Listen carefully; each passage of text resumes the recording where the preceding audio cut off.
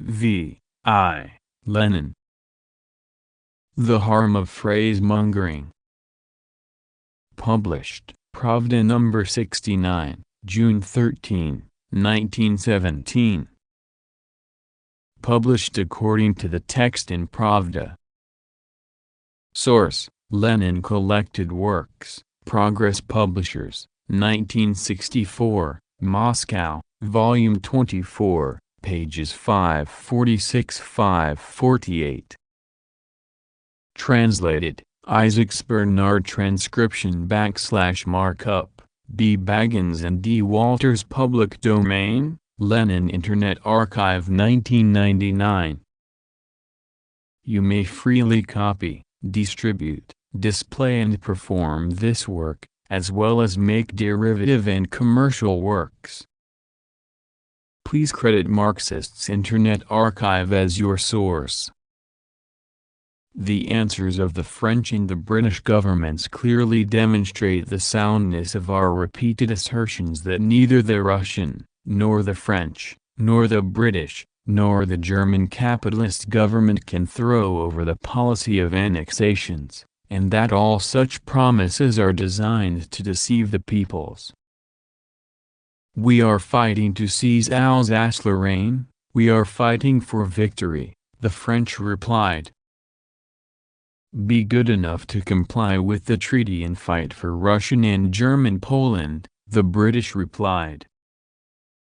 The bitter truth that capitalism cannot be reconciled to a non-annexationist policy has been exposed once more. The policy of the conciliators, of those who wish to reconcile the capitalists and the proletariat, the policy of the Narodnik and Menshevik ministerialists, is an obvious failure. All their hopes on a coalition government have been shattered, all their promises have been exposed as mere verbiage. And most harmful of all, as far as the cause of the revolution and the interests of the toiling masses are concerned, is the attempt to cover up the whole thing with phrases. Two shadings stand out in this torrent of phrases, one as bad as the other. Rabuka Gazeta, the organ of the Menshevik ministerialists, brings grist to the cadet mill.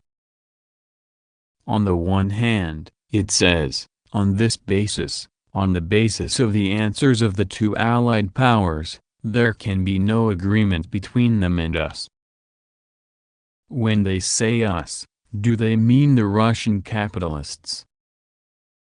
The theory of the class struggle is thrown overboard. It is much more profitable to spout phrases about democracy in the abstract, while trampling underfoot the elementary truth of Marxism, namely, that it is precisely within a democracy that the gulf between the capitalists and the proletarians is widest. On the other hand, Rabuka Gazeta wishes to make an attempt at revision of the agreements and the treaties, through a conference of representatives of the Allied governments to be specially convened. The same old story, agreement with the capitalists, which, in fact, signifies deception of the workers by playing at negotiations with their class foes.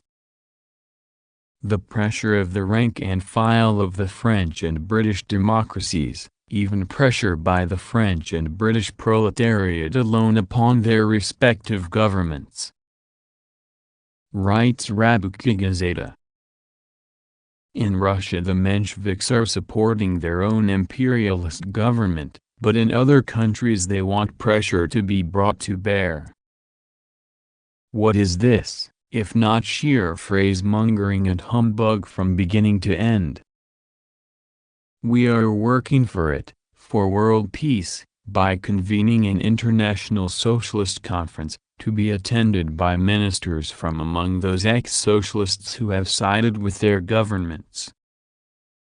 This is working with a vengeance to deceive the people on a major scale by means of a series of minor deceptions. We have dialogue narrowed phrase-mongering à la Jacobin. That stern tone, those spectacular revolutionary exclamations, "We know enough, faith in the victory of our revolution," with a capital letter, of course, upon this or that step of the Russian revolutionary democracy depend the destinies of the entire uprising, with a capital letter, of course, which the working people have so happily and so victoriously begun. Obviously, if you write the words revolution and uprising with capital letters, it makes the thing look awfully frightening, just like the Jacobins. Plenty of effect at small expense.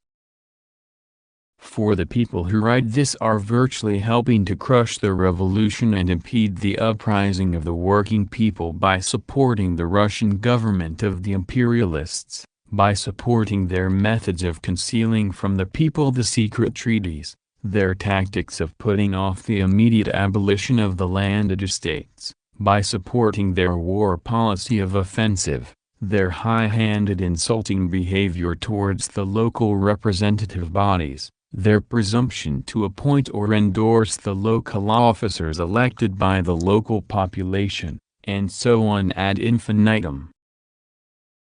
Gentlemen, heroes of the phrase, knights of revolutionary bombast.